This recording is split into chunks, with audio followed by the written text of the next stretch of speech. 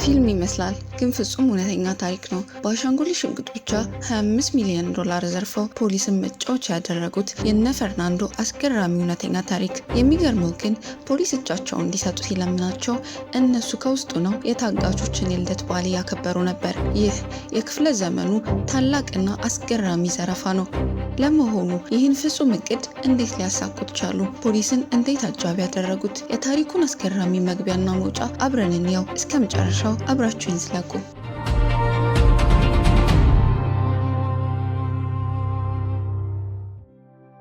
ፊልሙ የሚጀምረው ፈርናንዶ አራሆ እንደ ሰዓሊና እንደ ጁዶ አሰልጣኝነቱ ጥሩ ህይወት ይመራል።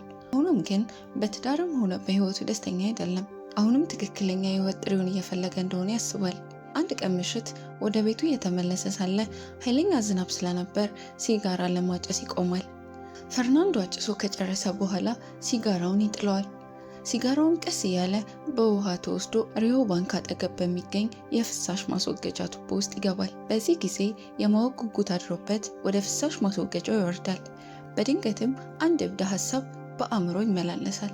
በማግስቱ ፈርናንዶ የሲቪል መሐንዲስ ጓደኛውን ሴባስቲያንን ለመገናኘት ሂዶ ባንኩን የመዝረፍ ሀሳብ ያቀርብለታል። ሴባስቲያን በወቅቱ በገንዘብ ይቸገር ስለነበር በሀሳቡ ይስማማል። ነገር ግን እቅዱን ለማሳካት መኪናዎች፣ የተለያዩ መሳሪያዎችና ብዙ ገንዘብ እንደሚያስፈልግ ይገምታል። ስለዚህ ፈርናንዶ የገንዘብ ድጋፍ የሚያደርግለት ሰው መፈለግ ይጀምራል። ሌላኛውን ጓደኛውን ዴባውዛን ያገኘዋል። እንደ አጋጣሚ ሆኖ እሱም የገንዘብ ጥረት ስላለበት ፈርናንዶ ማሪዮ ወደ ተባለው ሌባ ጓደኛው እንዲሄድ ይመክረዋል። በመቀጠል ታሪኩ ወደ ማሪዮ ይወስደናል። ማሪዮ በምሽት ወደ አንድ ቢሮ ሰብሮ በመግባት ከካዝና ውስጥ ገንዘብ በጥንቃቄና በንጽህና ሲሰርቅ ይታያል። በዚህ ድርጊት ወቅት ምንም አይነት የጭንቀት ምልክት አይታይበትም።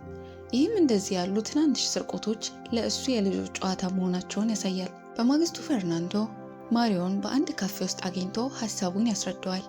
ይህ ዋና ሌባ መጀመሪያ ላይ ፍላጎት ባያሳይም ፈርናንዶ ግን ይህንን ዘረፋ ካሳካን ዳግመኛ መስረቅ አይጠበቅብም በማለት ያሳምነዋል። በመቀጠል ፈርናንዶ መኪናውን እየነዳ ወደዚያ ቦታ ይወስድና ከባንኩ ውጭ ባለ ፍሳሽ ማስወገጃ ቱቦ ውስጥ የሜትር ልኬት ገመድ ይዘረጋል። ገመዱ የት እንደደረሰ ለማየትም ማሪዮን ይዞ ወደ ፍሳሽ ማስወገጃ ቱቦ ይወርዳል። ከአንዳንድ ስሌቶች በኋላ ፈርናንዶ ሚሊዮነር ለመሆን የቀራቸውን 18 ሜትር ብቻ መሆኑን ያበስራል። በቀጣዩ ትዕይንት ፈርናንዶ፣ ማሪዮና ዴባውዛ ስለ ዘረፋው በዝርዝር ለመወያየት ይሰባሰባሉ። ወደ ባንኩ የሚወስድ ዋሻ ለመቆፈር ያቅዳሉ። ነገር ግን በባንኩ ውስጥ ያሉ ሁሉም ክፍሎች የእንቅስቃሴ መቆጣጠሪያ ሴንሰሮች አሏቸው። ሆኖም ፈርናንዶ ሴንሰሮቹ እንቅስቃሴን ሳይሆን የሙቀት መጠንን መለዋወጥን ብቻ የሚለዩ ናቸው ይላል። በመሆኑም የሰውነታቸውን ሙቀት ለመሸፈን የሚያስችል ከመኝታ ከረጢት የተሰራ ልብስ አዘጋጅተዋል። አሁን ያለው ብቸኛው ችግር የባንኩን ዋና ካዝና እንዴት መክፈት እንደሚቻል አለማወቁ ነው። ስለዚህ በማግስቱ ቡድኑ ተጨማሪ መረጃ ለማሰባሰብ ይወስናል። ፈርናንዶ ከህንፃው በስተጀርባ የሚገኘውን የባንኩን መኪና ማቆሚያ ፎቶግራፍ ያነሳል። ከዛም ከሴባስቲያን ጋር ወደ ውስጥ ይገባል። ሴባስቲያን አካውንት ለመክፈት እንደሚፈልግ ሰው ሆኖ ሲያናግር ፈርናንዶ የባንኩን ሳሎን ፎቶ ያነሳል። እንደ አጋጣሚ ሆኖ ወዲያውኑ ድርጊቱን ስለሚታወቅ የጥበቃ ሰራተኞች ይደርሱበታል። ፈርናንዶ በፍጥነት ለመውጣት ቢሞክርም ጥበቃዎቹ ይዘውት ለጥያቄ ወደ ምድር ቤት ይወስዱታል። የሚገርመው ግን ይህ ሁሉ የእቅዱ አካል ነበር። ፈርናንዶ ይህን አጋጣሚ ተጠቅሞ የደህንነት ሳጥን የሚገኝበትን ክፍል በቅርበት ይመለከታል። ይህ በእንዲህ እንዳለ ጥበቃዎቹ ካሜራውን ጨምሮ ንብረቶቹን በሙሉ ቢፈትሹም ምንም አይነት ማስረጃ ስላላገኙ በግድ ይለቁታል። በኋላ ላይ ፈርናንዶ የካሜራውን ሚሞሪ ካርድ አስቀድሞ አውጥቶት እንደነበር ይታወቃል። በኋላ ላይ ግን ፈርናንዶ እና ሴባስቲያን ያነሱትን ፎቶግራፍና ትውስታቸውን በመጠቀም የባንኩን የወለል ፕላን ይስላሉ። በመቀጠል ፈርናንዶ ከዚያች ትንሽ ክፍል ተነስተው ወደ ባንኩ ለመግባት እቅድ ያወጣል። ከዚያም የብስክሌት ጎማ ስንት ጊዜ እንደሚሽከረከር በመቁጠር በብስክሌት በመጠቀም በሰው ሰራሽ ጉድጓድና በባንኩ መካከል ያለውን ርቀት ይለካሉ።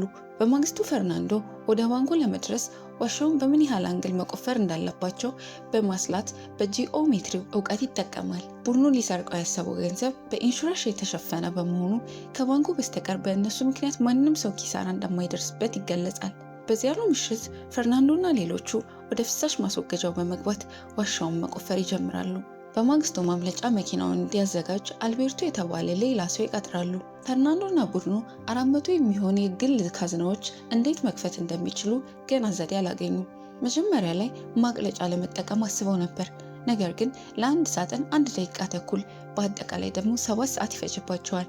ስለዚህ ፈርናንዶ ከሌላ የባንኩ ቅርንጫፍ አንድ ካዝና ተከራይተው በጥንቃቄ እንዲያጠኑት ሀሳብ ያቀርባል። በማግስቱ ማሪዮ ወደ ሌላ የባንኩ ቅርንጫፍ በመሄድ የደህንነት ሳጥን ይከራያል። ሳጥኑ በሚከፈትበት ጊዜም ቁልፍን በጥንቃቄ ያስተውላል። በመቀጠል ማሪዮ እና ግብረ አበሩ ማምለጫ ሻን መኪና ሰርቀው ከአሊቤርቶ ቤት ውጭ ይጠብቁታል። ብዙም ሳይቆይ ፖሊሶች ወደ እነሱ ይጠጋሉ። ሁለቱ ሊያዙ እንደሆነ በማሰብ ይደነግጣሉ። ነገር ግን እንደ እድል ሆኖ አሊቤርቶ እና ባለቤቱ ደርሰው ለፖሊሱ ጓደኞቻቸው መሆናቸውን ይነግሩታል። ቡድኑ ዋሻውን መቆፈሩን ይቀጥላል። አንድ ቀን ግን አደጋ አጋጥሟቸው መቆፈሪያው ይሰበራል። ፈርናንዶ ድርጊቱን በቀላሉ አይቶት አዲስ መቆፈሪያ ለመግዛት ያቅዳል። ነገር ግን ማሪዮ በፕሮጀክቱ ላይ ብዙ ገንዘብ ስላፈሰሰ በዚህ ይናደዳል። በዚያ ምሽት ፈርናንዶ የሴት ጓደኛውን ለመጠየቅ ሄዶ አብረው ኮከቦችን ይመለከታሉ። የኮከቦቹን ብርሃን ምድር ለመድረስ ዓመታት ስለሚፈጅበት አሁን እያዩት ያሉት የኮከቦችን ያለፈ ታሪክ እንደሆነ ይወያያሉ። እኛ ያሉ ይመስለናል፣ ነገር ግን እነሱ የሉም። ይህ ሁሉ በድንገት ለፈርናንዶ አዲስ ሀሳብ ይሰጠዋል። ወዲያውኑም ወደ ማሪዮ ቤት ያመራል። ፈርናንዶ መፍትሄ ማግኘቱን ይነግረዋል። ባንኩ ክፍት በሚሆንበት ጊዜ ሆነ በሚዘጋበት ጊዜ በጥሩ ሁኔታ ይጠበቃል። ነገር ግን ጥንቃቄዎቹ ይለያያሉ። ባንኩ የጥሬ ገንዘብ ስርቆትን ለመከላከል ጥሩ የጥበቃ ዘዴዎች፣ የዋሻ ስርቆትን ለማስቀረት ደግሞ ጥሩ ሕጎች አሉት። ሆኖም ግን ሁለቱንም በአንድ ጊዜ እንዳይከሰቱ የሚከላከል ዘዴ የለውም። ፈርናንዶ የደህንነት ካዝናው ክፍት በሚሆንበት በስራ ሰዓት በዋናው በር በኩል ወደ ባንኩ ለመግባት ያቅዳል። በዚህም የአላርምና የእንቅስቃሴ ሴንሰሮችን ያስቀራል። ይህም ለፖሊሶች ትንሽ ገንዘብ የሚፈልጉ ተራ ሌቦች እንደሆኑ አድርገው እንዲያስቡ ያደርጋቸዋል። ፖሊሶቹ በዋሻ ማምለጣቸው እንዳይጠረጥሩ ፈርናንዶ ሁሉንም ሰው በዋናው በር በኩል ለመውጣት ያቀዱ እንዲመስላቸው ይፈልጋል። ማሪዮ ይህንን ሁሉ ሲሰማ በጣም ተደስቶ ሀሳቡን ሙሉ በሙሉ ይወደዋል። በመቀጠል ታሪኩ ወደ ዘረፋው ቀን ይሸጋገራል። የጣት አሻራቸውን ለመደበቅ ሁሉም ሰው በጣቶቹ ላይ ሙጫ ይቀባል። ሴባስቲያን በፈሳሽ ማስወገጃው አጠገብ ይወርዳል። እሱ ስራውን ለመስራት ወደ ውስጥ ሲገባ ፈርናንዶ እና ሌሎቹ ፊታቸውን ሳይሸፍኑ ወደ ባንኩ ይገባሉ። ከዚያም ጭንብላቸውን ያደርጋሉ። ብዙም ሳይቆይ ማሪዮ እና ዴቫውዞ ወደ መጀመሪያው ፎቅ ያመራሉ። ፈርናንዶ እና ሊቤርቶ ደግሞ ምድር ቤቱን ይቆጣጠራሉ።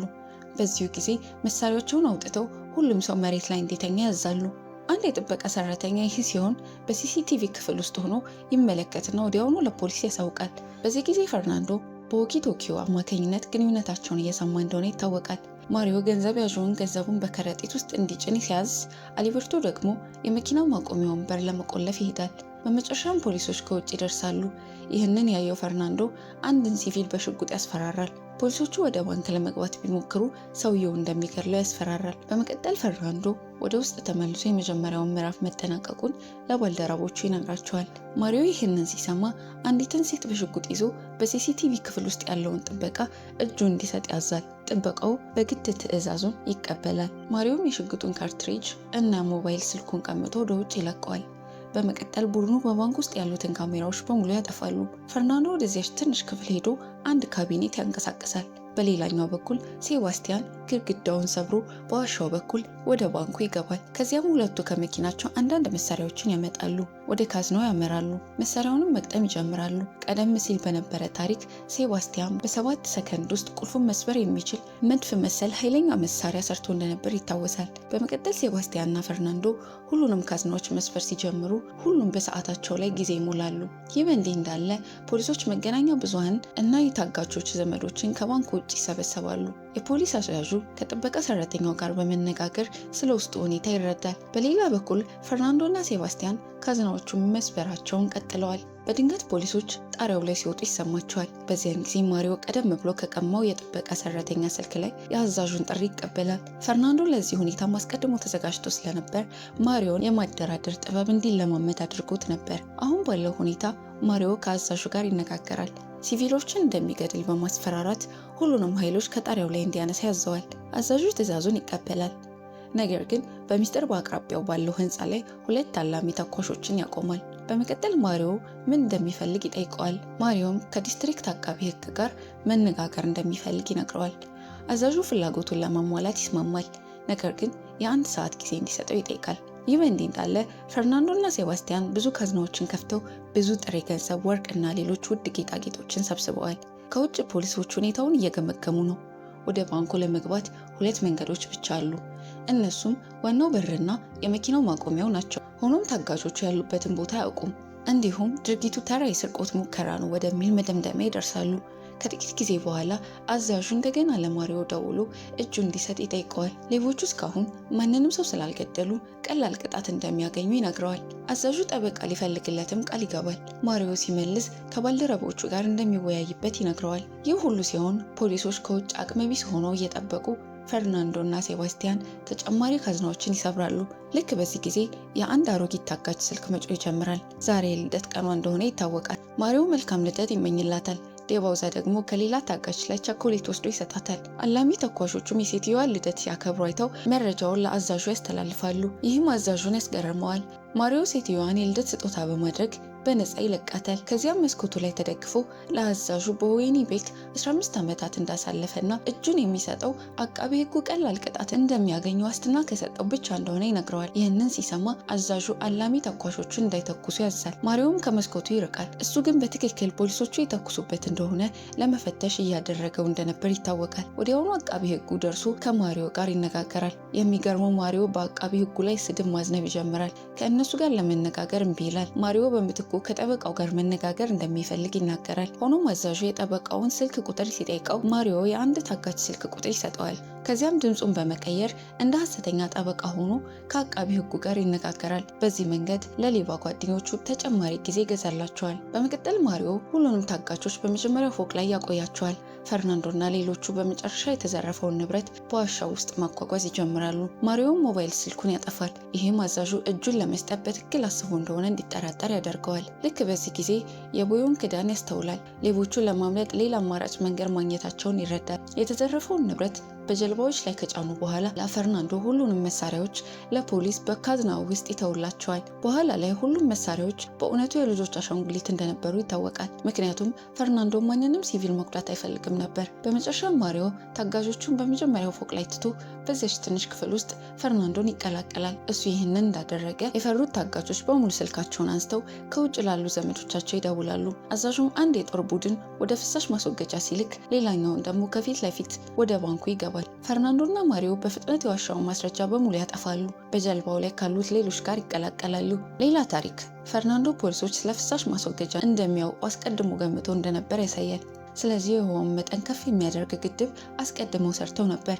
ይህም በሞተር ጀልባ በተቃራኒ አቅጣጫ እንዲጓዙ አስችሏቸዋል። በሌላ በኩል አዛዡ ወደ ባካዋርድ ክፍል እና ቦምብ መግቢያውን ወደ ዘጋው የዋሻ መክፈቻ ይደርሳል። ሆኖም ቦምቡ ከመሳሪያዎቹ ጋር ሐሰተኛ መሆኑን ወዲያውኑ ይረዳል። ለአዛዡ ግን በጣም ዘግቷል፣ ምክንያቱም ሌቦቹ አስቀድመው ማምለጥ ችለዋል። ይህ በእንዲህ እንዳለ ፈርናንዶና ቦርኖ በማምለጫ መኪናቸው ከአካባቢው ይሸሻሉ።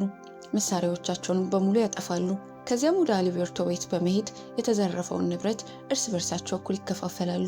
በርካታ ወራት ያልፋሉ። ቦርኖ ምርጥ ሕይወታቸውን እያጣጣሙ ያሉ ይመስላሉ። ነገር ግን አንድ ቀን የአሊቤርቶ ባለቤት ሲያታልላት ትደርስበታለች። ይህ በጣም ስለሚያናድዳት ለፖሊስ አሳልፋ ትሰጠዋለች። በባንክ ዘረፋውም ውስጥ ካሉት ሌቦች አንዱ መሆኑን ታጋልጣለች። በዚህም ምክንያት ሌቦቹ በሙሉ ይያዛሉ። ፊልሙ እንደገና 7 ወራትን ወደፊት ያሳየናል። ፈርናንዶ ከወህኒ ቤት ይፈታል። ማሪዮን በቅንጦት መኪና ይቀበለዋል። ፈርናንዶ ቢያዙ እንኳን ለሚፈጠረው ሁኔታ አስቀድሞ ተዘጋጅቶ እንደነበር ይታወቃል። ሆን ብሎ የአሻንጉሊት መሳሪያዎች እንዲጠቀሙ የጠቆመው ማንም እንዳይጎዱና በቀላሉ ቅጣት እንዲፈቱ ለማድረግ ነበር።